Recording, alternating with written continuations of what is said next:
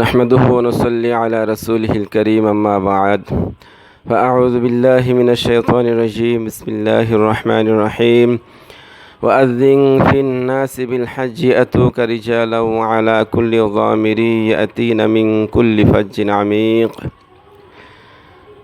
صدق الله العظيم আল্লাহ পাক রব্বুল আলামিন তার এই কাবা ঘরকে পৃথিবীর শুরুলগ্ন হতেই ফেরেশতাদের মাধ্যমে সৃষ্টি করে রেখেছিলেন বা তৈরি করে রেখেছিলেন।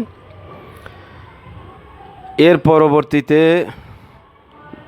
বিভিন্ন নবী, বিভিন্ন বাদশাহ, বিভিন্ন সম্প্রদায়ের লোক এই কাবাকে পুনর্নির্মাণ করেছেন বা সংস্কারমূলক কাজ করেছেন। তার মধ্যে সবচেয়ে উল্লেখযোগ্য পুনর্নির্মাণ কাজ হলো হযরত ইব্রাহিম আলাইহিস সালামের পুনর্নির্মাণ কাজ। হযরত নূহ আলাইহিস সালাম যখন তার অনুসারীদেরকে নিয়ে কিস্তিতে 40 দিন পানির উপর ভাসমান ছিলেন, এই পৃথিবী 40 দিন পানির নিচে ছিল।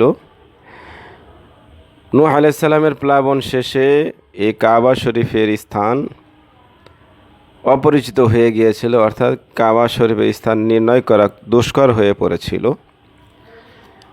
আল্লাহ রাব্বুল আলামিন ইব্রাহিম আলাইহিস সালামকে আদেশ করলেন কাবা পুনর্নির্মাণের জন্য। হযরত ইব্রাহিম আলাইহিস সালাম স্বীয় পুত্র ইসমাইল আলাইহিস সালামকে নিয়ে কাবার পুনর্নির্মাণ কাজ শুরু করেন। হযরত ইসমাইল আলাইহিস সালাম পাথর সংগ্রহ করে নিয়ে আসতেন, আর ইব্রাহিম আলাইহিস সালাম সেই পাথরগুলো দিয়ে গাঁথনি দিতেন। আরেকটি পাথর নিচে ছিল, সেই পাথরের উপরে দাঁড়াইতেন। যতটুকুন উঁচু হওয়া দরকার আল্লাহ তাআলার কুদরতে সেই পাথর ঠিক ততটুকুন উঁচু হইত। ইব্রাহিম আলাইহিস সালাম যখন পাথর রেখে দিতেন, জায়গা মতো রেখে দেওয়ার পরই ওই পাথরটা আবার আস্তে আস্তে মাটিতে এসে বসে পড়ত। এভাবে হযরত ইব্রাহিম আলাইহিস সালাম শেষ পর্যন্ত কাবা নির্মাণ সম্পন্ন করলেন। সম্পন্ন করার পরে ইব্রাহিম আলাইহিস সালাম এবং স্বীয় পুত্র ইসমাইল আলাইহিস সালাম দুজনে মিলে আল্লাহ তাআলার কাছে দোয়া করলেন, রব্বানা তাকাব্বাল মিন্না ইন্নাকা আনতাস সামিউল আলিম। হে আল্লাহ, আমাদের পিতা পুত্রের সমন্বয়ে এই কাবার পুনর্নির্মাণ কাজকে আপনি কবুল ও মঞ্জুর করুন। আল্লাহ তাআলা কবুল করেছিলেন। এরপরে আল্লাহ তাআলা ইব্রাহিম আলাইহিস সালামকে আদেশ করলেন, ইব্রাহিম, তুমি সারা বিশ্বের মানুষের কাছে এই কাবার উদ্দেশ্যে হজ করতে আসার জন্য এলান করে দাও, অর্থাৎ তুমি প্রচার করে দাও। ইব্রাহিম আলাইহিস সালাম বলেছিলেন যে কি করে সম্ভব, আমি তো এই আরবের মরুভূমির এখানে আছি, আর মানুষ তো কত লক্ষ লক্ষ মাইল দূরে অনেকে অবস্থান করছে, তাদের কাছে আমি কিভাবে এই মেসেজ পৌঁছাবো। তো আল্লাহ তাআলা বলেছিলেন, ইব্রাহিম, তুমি শুধু আওয়াজ দিবে, পৌঁছানোর দায়িত্ব আমি আল্লাহর।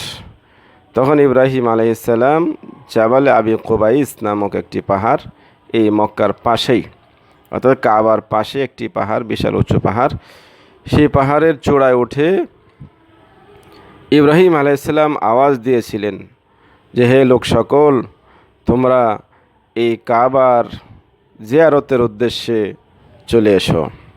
তখন আল্লাহ তাআলা এই আওয়াজকে প্রত্যেকটি বনি আদমের কর্ণকুহরে পৌঁছে দিয়েছিলেন, এমনকি যারা রূহের জগতে ছিলেন তাদের পর্যন্ত আল্লাহ তাআলা এই আওয়াজ পৌঁছে দিয়েছেন কুদরতিভাবে। সে কারণেই তাফসিরে বিভিন্ন কিতাবে উল্লেখ আছে যে যারাই আল্লাহ তাআলার এই আওয়াজ, হযরত ইব্রাহিম আলাইহিস সালামের এই আওয়াজ যারাই শুনতে পেয়েছে, তারা মৃত্যুর একদিন আগে হলেও এই কাবার জিয়ারতে আসবে।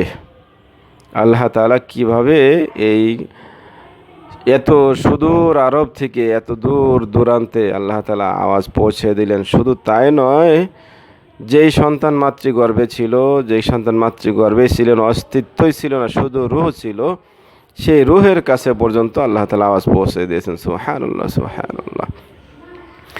এজন্যই আমরা যারা হজে যাই, হজে গিয়েছি বা যাওয়ার জন্য উদ্গ্রীব আছি, যাওয়ার জন্য প্রস্তুতি নিচ্ছি, তার একথা নিশ্চিতভাবে বলতে পারি যে অবশ্যই আমরা রূহের জগতে আল্লাহ তাআলার কুদরতে ইব্রাহিম আলাইহিসসালামের সেই হজের উদ্দেশ্যের আহ্বান শুনেছিলাম, যে কারণে আল্লাহ তাআলা আমাদেরকে তার কাবা জিয়ারতে নিয়েছে। কাবার চতুর্দিক দিয়ে আল্লাহ তাআলা বরকত, আল্লাহ তাআলা অনেক নিশানা, অনেক বরকত রেখে দিয়েছেন আল্লাহ তাআলার ভাষ্যমতে। এই জন্য কাবা শরীফের চতুর্দিকে আপনি যখন যাইবেন, যখন হাঁটবেন, যখন চলবেন, যখন তাকাইবেন, তখনই মনের ভিতরে একটা প্রশান্তি, উৎফুল্ল ভাব চলে আসবে। আপনি একটু কাবা শরীফের ভিতরে বাহিরে যেখানেই হাঁটেন, সেখানেই দেখবেন আপনার মনের ভিতরে আলাদা একটা ফুর্তি, আনন্দ কাজ করতেছে। সে কাবাকে আল্লাহ তাআলা এত সুন্দর করে, এত মনোরম করে, এত মনোমুগ্ধকর করে সাজিয়েছেন যে কাবাকে দেখলে 20টা রহমত নাযিল হয়, শুধু তাকায় থাকলে 20টা রহমত। এই জন্য আমরা সকলে আল্লাহ তাআলার কাছে দোয়া করো, আল্লাহ তাআলা যেন আমাদেরকে বারবার তার কাবার জিয়ারতে যাওয়ার জন্য তৌফিক দান করেন। আমিন।